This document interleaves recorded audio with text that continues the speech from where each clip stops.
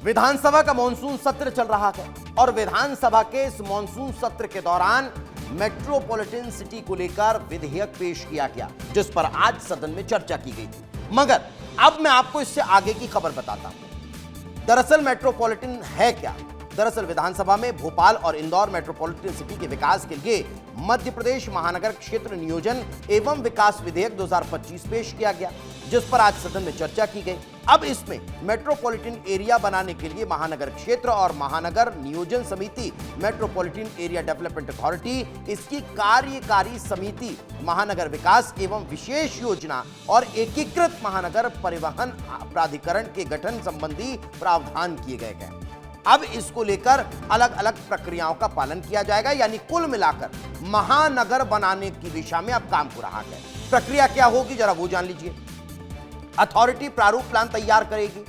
अब सबसे पहले अथॉरिटी जो होगी वो प्लान तैयार करेगी। उस प्लान के लिए नियोजन समिति की स्वीकृति के लिए उस प्लान को भेजा जाएगा। वो प्लान पहले नियोजन समिति की स्वीकृति के लिए उसके पास पहुंचेगा। फिर इस पर आपत्ति और सुझाव आमंत्रित होंगे। जब आपत्ति और सुझाव आ जाएंगे तो फिर एक समिति जो गठित की गई है वो इनका निराकरण करेगी। अब जब इनका निराकरण हो जाएगा तो प्रारूप प्लान अनुमोदन के लिए सरकार के पास जाएगा। सरकार फिर इसकी जो प्रक्रियाओं को समझने के बाद इसे अप्रूव करेगी और सरकार प्लान का अंतिम निर्णय लेती हुई नजर आने वाली है। लेकिन अब इसको लेकर प्लानिंग क्या है जरा वो जानना भी बेहद जरूरी हो जाता है। प्लान क्या है डेवलपमेंट का? तो 15 साल के लिए यह प्लान तैयार होगा। आर्थिक विकास की नीति इससे तय होगी।